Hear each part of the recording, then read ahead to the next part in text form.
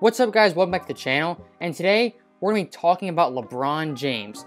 And a big thing that always comes up when discussing LeBron is how good his longevity is and how he's been so great for so long. And because LeBron's been so great for so long, we're going to take a look at his top 10 seasons of his career.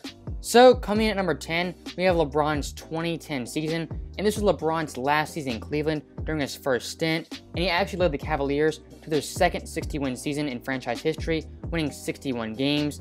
And LeBron also won his second consecutive MVP, and it was very close to being unanimous. He got 116 out of 123 possible first place votes. And because LeBron and the Cavaliers were so great during the regular season, they were the favorites to make the finals out of the Eastern Conference. And up till the second round, when the Cavs were up 2-1 the Celtics, it did look like they were going to make the NBA Finals. But LeBron James, the last 3 games of that series, he did not play up to his superstar standards. And the Cavaliers, they would lose 3 straight games to the Celtics by an average of 17 points. And during this time, there was a lot of stuff hanging over LeBron's head. His free agency was looming large, and there's also some huge off-the-court distractions that may have contributed to LeBron's horrible play. Next up at number 9, we have LeBron's 2009 season. This was actually LeBron's first MVP season in Cleveland, and he led the Cavaliers to 66 wins, the most in the NBA and the most in Cavaliers franchise history. And this was the season we were supposed to get the LeBron and Kobe finals matchup. Then the hype had been building for a couple of years, and after the first 2 rounds of the playoffs, where the Cavs swept their 2 opponents, it looked like we were finally going to get the much anticipated Kobe and LeBron finals. But sadly, Dwight Howard and the Magic, they had other ideas, and LeBron's team, they would lose in 6 games. But I don't think a lot of people remember how great LeBron was this series. He almost averaged 40 points per game, and he had 3 40-point games, including 1 game winner in this series. And I think that is kind of lost in the shuffle, but LeBron, he still was fantastic in that series. It was just kind of a letdown that we didn't get the much anticipated Kobe versus LeBron matchup. And moving on to number 8, we have LeBron's 2014 season. And this was the last year he was in Miami, and it's a fairly forgettable LeBron season. He finished second MVP voting, led the Heat to 54 wins, and they actually made the NBA Finals. And I think it is a testament to LeBron's greatness that 2014, it is seen as a less impressive LeBron season, in spite that he was second MVP voting and the Heat made the Finals. And the main reason this is a really forgettable season for LeBron is the fact that the Heat, they lost by a record margin to the San Antonio Spurs in the NBA Finals.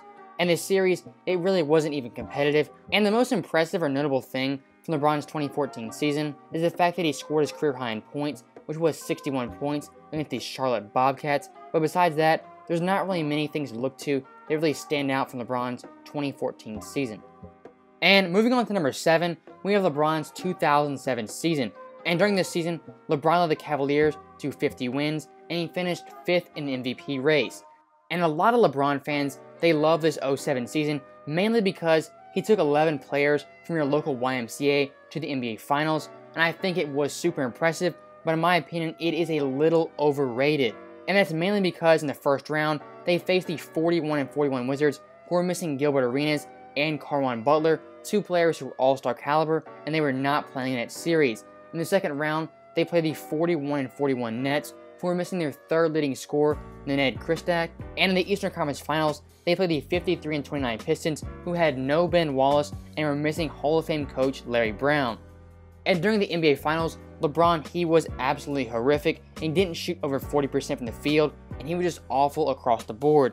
In this series, it was more competitive than you remember. The average margin of victory, it was only 6 points. So you never know if LeBron, if he played a little bit better, maybe the Cavaliers could have stolen a game. But due to the Eastern Conference being so weak, and LeBron not performing well in the finals, I think this 07 season, it is slightly overrated, and it comes in at number 7 on my list.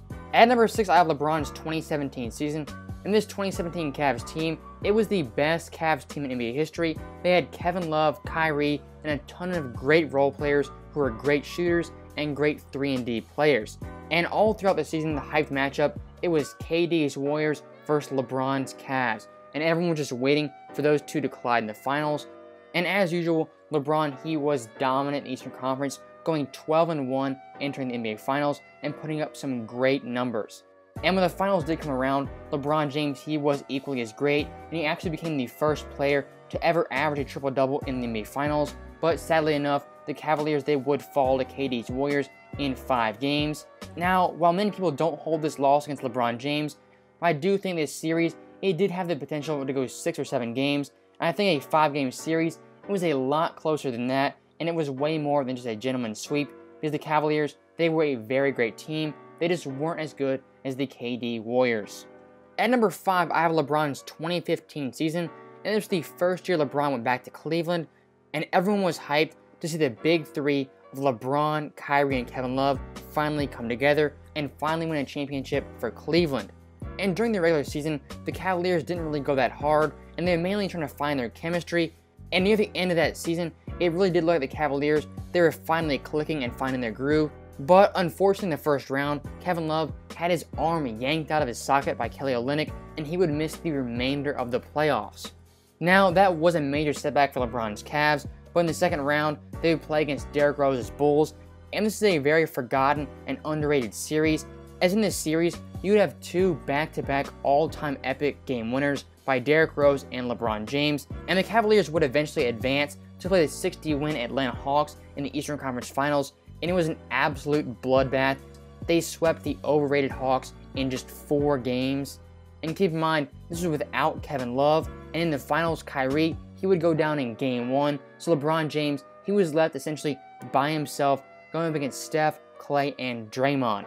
And when Kyrie was out, LeBron, he was super dominant, and he actually had the Cavaliers up 2-1 in this series. And if you go back and watch that series, LeBron, he is all-time dominant, not only physically on offense and defense, but also mentally, and just knowing where to be, where to pass the ball, and just knowing how to get to his spots and just score with ease. And I think 2015, it is one of LeBron's more underrated seasons. Now, next up we have LeBron's 2018 season, and this is the most recent LeBron season, and I think a lot of LeBron fans, they do love this season, because early on, there was a lot of doubters, a lot of naysayers about LeBron and the Cavaliers due to their midseason trade, so he basically had an entire roster overhaul, and during this year, there was a huge MVP debate. Was it LeBron or Harden? And I think it is still hotly debated till this day. LeBron, he would eventually finish in 2nd place, and I think that kind of did motivate him in the playoffs to show that he still was the best player in the NBA and that he did deserve the MVP over James Harden. And LeBron, he did come out in full force in round 1 versus the Pacers, and he did not hold back. In this series, LeBron was all-time great. He had a game winner in this series, and he had an absolutely epic Game 7, dropping 45, 8, and 7, and eliminating the Indiana Pacers. Now, in the second round, the Cavaliers, they had faced off against the Toronto Raptors, and 2018, it is a perfect example of LeBron James just mentally owning and just destroying all hope the Raptors and their fans had. Now, the Eastern Conference Finals, LeBron, he would be matched up against the Boston Celtics, and they actually went down 0-2 in this series, but after going down 0-2, LeBron James, the last 5 games of that series, he would almost average a 36-point triple-double, and in Game 7 of that series, he dropped a ridiculous 35, 15, and 9, and he effectively eliminated the Boston Celtics.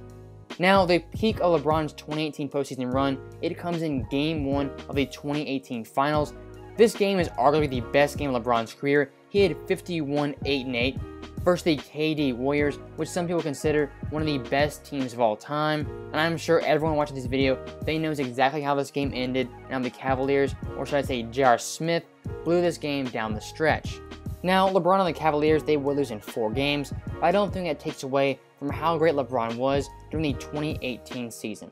Moving on to number 3, we have LeBron's 2012 season, and this was the second year LeBron was in Miami, and he actually won his first MVP with the Heat this year. And this was the year Dwayne Wade, he officially handed LeBron the keys, and LeBron became the alpha and the clear-cut leader of the Miami Heat. And in hindsight, that was absolutely the right thing to do, and Dwayne Wade was super unselfish in handing the keys to LeBron James. And once LeBron had the keys, he definitely showed out. In the second round, they would actually go down 2-1 versus the Pacers, but over the remaining games of that series, LeBron James, he would almost average a 33-point triple-double. In the Eastern Conference Finals, when they were matched up with the Boston Celtics, a similar thing would happen as the Heat went down 3-2, and they were headed back to Boston for a Game 6 with the potential to get eliminated. And this set the stage for possibly the best game of LeBron's career, where he had 45 points, 15 rebounds, and 5 assists. And if LeBron would have performed badly and the Heat would have lost this game, the Big Three of Miami, they would have been looked at as a massive failure. So there was a lot riding on this game, not only for the Big Three, but also for LeBron, his legacy as being an all-time great player, and he definitely stepped up and he seized the moment in the Boston Garden. Now, what happened next in Game 7, I think is a little underrated. LeBron, he had 31, 12, and 2 this game, and he had a big dagger 3 that gave the Heat a 7-point lead. After gaining that 7-point lead, the Heat, they would never look back, and they would end up winning that Game 7 and eliminating the Boston Celtics. And this 2012 season, it is definitely special for LeBron, as he would end up winning his first ever championship, and he would take home the Finals MVP, beating Kevin Durant, Russell Westbrook, and James Harden in 5 games in the NBA Finals. Now, moving on to number 2, we have LeBron's 2016 season. And this year for LeBron, he was definitely out for revenge, as in the 2015 Finals, he was missing both Kyrie and Kevin Love. And 2016, it was much anticipated as LeBron getting back to the Finals and face off against the Warriors, where everyone was healthy and all the stars were showing out. And as usual, LeBron, he dominated the Eastern Conference, going 12-2 en route to making the NBA Finals and facing off against the 73-9 Golden State Warriors. Now, as everyone knows, the Cavaliers, they would go down 3-1, and that would again set the stage for LeBron James to do something absolutely epic. And during this 3-game stretch, LeBron James, he definitely cemented himself as one of the best players of all time. And this 2016 championship, it is definitely the most impressive and most important championship LeBron James has, as he fulfilled his promise of bringing a championship to Cleveland. And finally, we get to number 1, which is LeBron's 2013 season. And before I start, I just want to say this 2013 version of LeBron, I do think it is the best version of LeBron. I don't think it was just his best season. I also think this Miami LeBron, it is the best version of LeBron James, who is an elite defender, an elite passer, elite scorer. He was the most versatile defender in the league, and he was a great shooter, as you'll come to see. Now, during this season, LeBron James, he would average 27, 7, and 7, and he would shoot a ridiculous 56% from the field, 40% from 3, and 75% from the line, and that is by far LeBron's most efficient season, and that's the best 3-point percentage he's had in his career, and he actually broke the record for the most consecutive 30-point games, shooting over 60%, which is still a record at 6 games. And also another amazing fact about LeBron's 2013 season is the Heat, they would win 27 straight games, the second longest winning streak in NBA history, and LeBron was absolutely fantastic during that winning streak. And all this success, it culminated in LeBron James winning the MVP and receiving 120 out of 121 first place votes.